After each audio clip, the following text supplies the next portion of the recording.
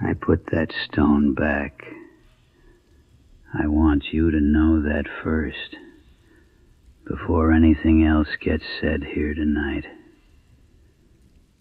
I got down on my knees in the dark and I set that fence-line stone back exactly where it came out of the ground. Packed the dirt in tight around its base with my own 2 hands.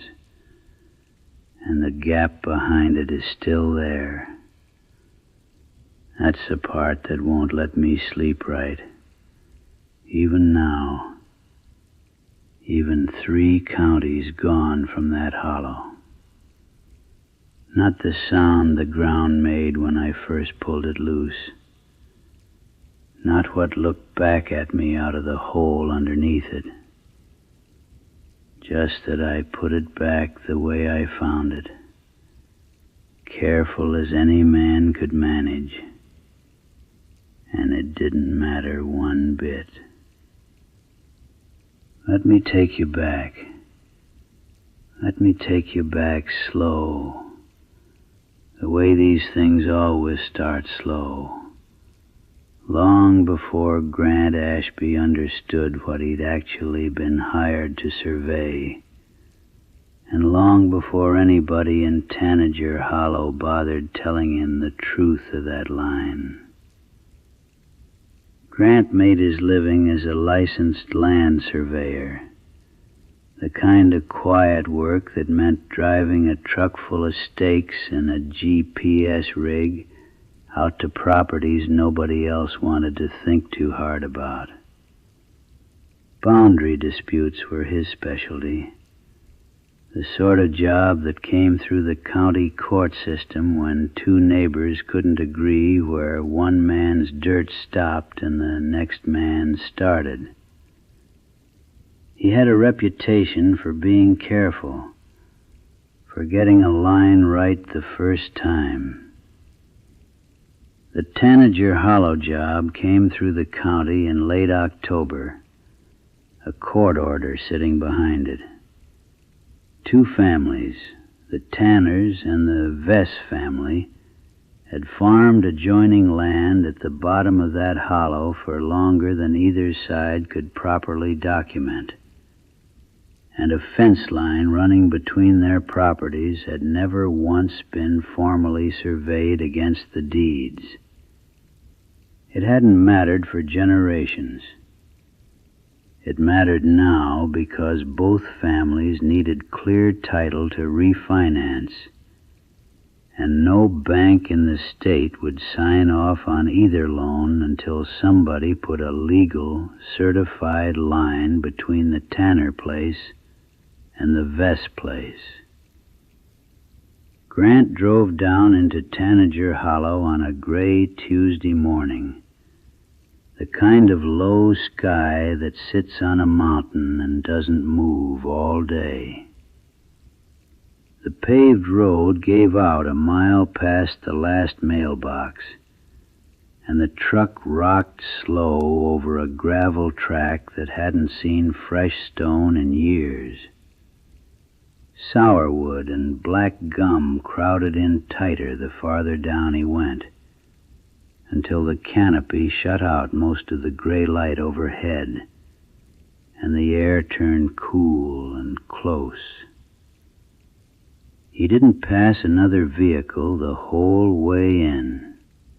Tanager Hollow opened up the way these hollows always do, all at once.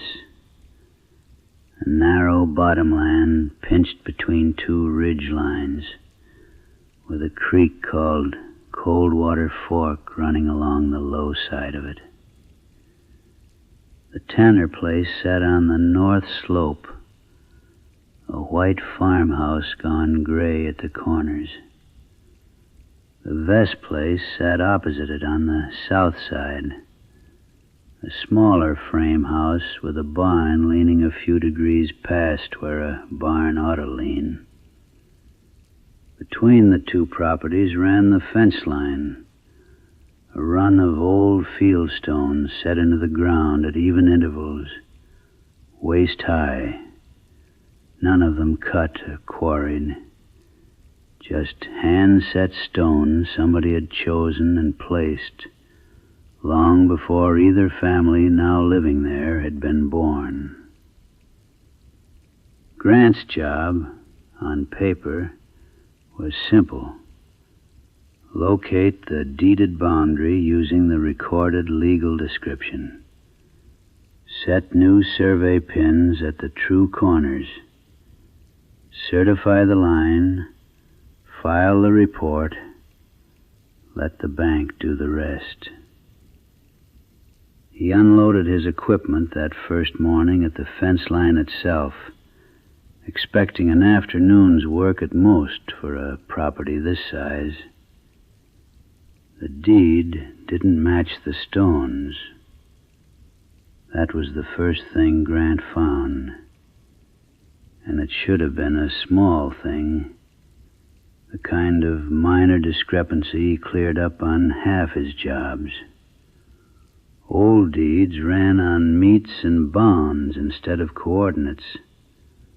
Vague language about a certain oak, a certain rock, long since gone. But this discrepancy wasn't small. According to the recorded legal description, the boundary ran dead straight, corner to corner, the way a property line is supposed to run when somebody bothers to survey it properly. The actual stones didn't run straight at all.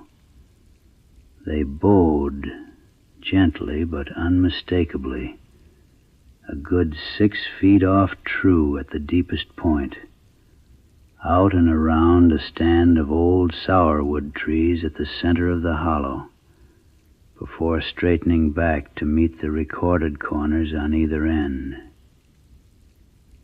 Grant stood at that bow in the line a long while, tape measure hanging loose in his hand, doing the kind of quiet math a careful man does when something doesn't add up the way it should. A property line doesn't curve by accident.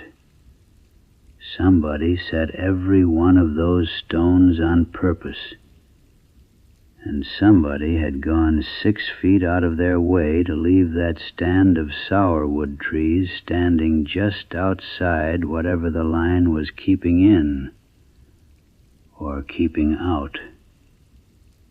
Now, before I go any further with this one, I want to say something to the ones of you who've been finding your way back down into these hollows with me a good long while now, and to the ones just now settling in for the very first time tonight. My name is Silas Vance. Most folks around here just call me Abe.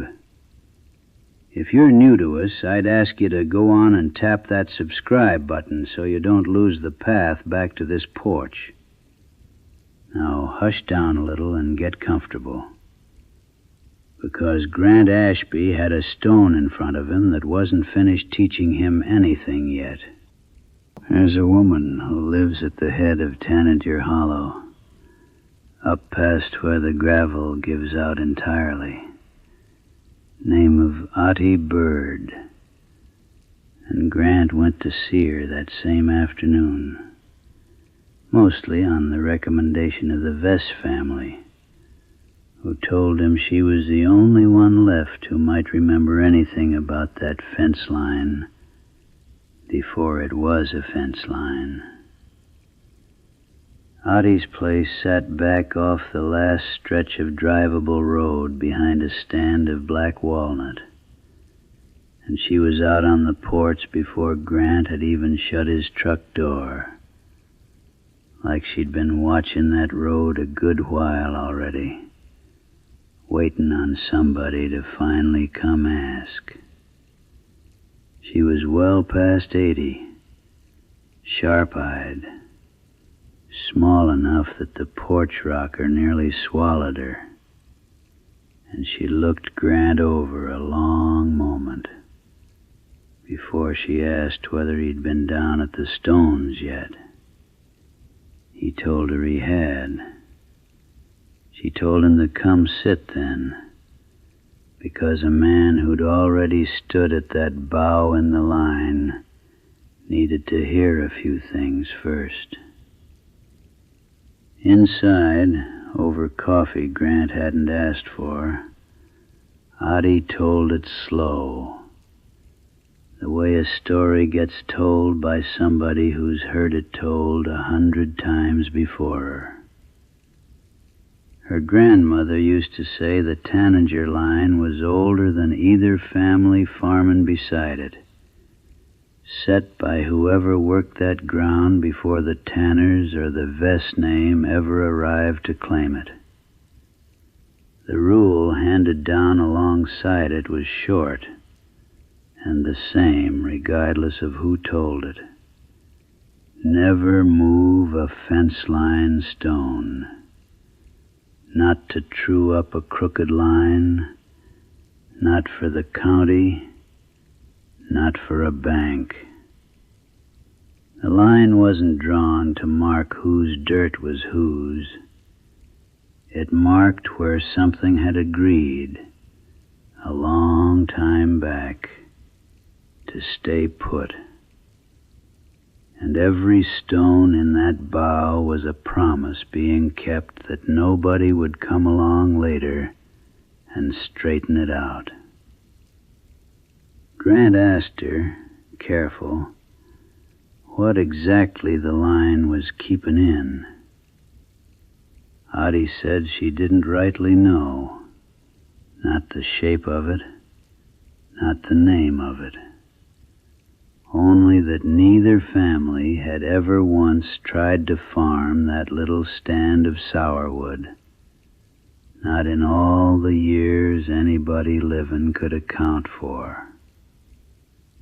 She said the stones weren't a boundary at all, not the kind Grant had been hired to certify.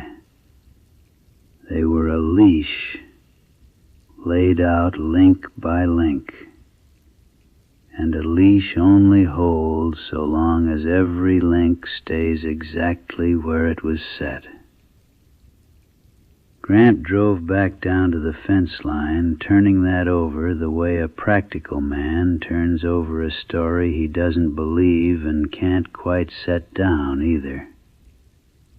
He had a job to do regardless, and the job wasn't folklore. His professional license meant he couldn't certify a boundary that bowed 6 feet off true because an old woman up the ridge said the crooked version was the one that mattered. The bank needed a straight, defensible line, and Grant needed, more than either of those things if he was honest with himself, to fix what was in front of him. Because a line that didn't match its own deed was the one thing in this job he actually knew how to correct. That was the reasoning Grant gave himself, standing at the bow in the fence line, with a pry bar in one hand and a fresh survey pin in the other. It felt like the same careful, unglamorous correction his whole career had been built on. When the physical evidence doesn't match the legal record, you don't leave it crooked out of superstition. You true it up. He chose the one stone sitting deepest into the bow, the farthest out of true, and worked it loose from ground that hadn't been disturbed in longer than Grant wanted to think about. It came up heavier than its size accounted for, and cold, colder than October dirt had any business being. Underneath it, where the stone had sat, there was a gap in the earth, not deep, not wide, just a small, dark hollow shaped exactly like the stone that used to fill it. And Grant told himself it was nothing, Just settled ground, finally getting some daylight on it for the first time in 100 years or more. He carried that one stone 11 feet north, set it into a fresh hole dug on the true legal line, and tamped the dirt down around it with his boot, the way you'd finish any ordinary piece of field work. 11 feet. That was all it took to true up one link in a line that had held steady a great deal longer than Grant Ashby had been alive. That first night, back at the extended stay motel 2 towns over, nothing happened that Grant could point to directly, except that he slept poorly and woke twice to a sound he couldn't place. Faint and rhythmic, like something dragging low and slow across hard-packed dirt. He told himself it was the ice machine down the hall. The second night, he drove back to Tanager Hollow to finish his measurements before the job wrapped. And the sourwood stand inside that old bough looked different in a way Grant couldn't name at first. The trees standing a little closer together than his own notes from 2 days before described them, as if the space between the trunks had drawn itself in tighter overnight. He stood at the new stone a long while, the one he'd moved, and noticed the ground around its base had already gone soft and dark, disturbed, though nothing living had any reason to dig there. By the third morning, the gap where the old stone used to sit, 11 feet south of where Grant had left it, hadn't closed back over the way settled ground should. If anything, it had widened just slightly, the dark hollow in the earth a little deeper than it had been, the edges of it worn smooth the way a doorway gets worn smooth by hands passing through it again and again. Grant drove out to see Audie Bird again that afternoon, and she didn't ask him what he'd done.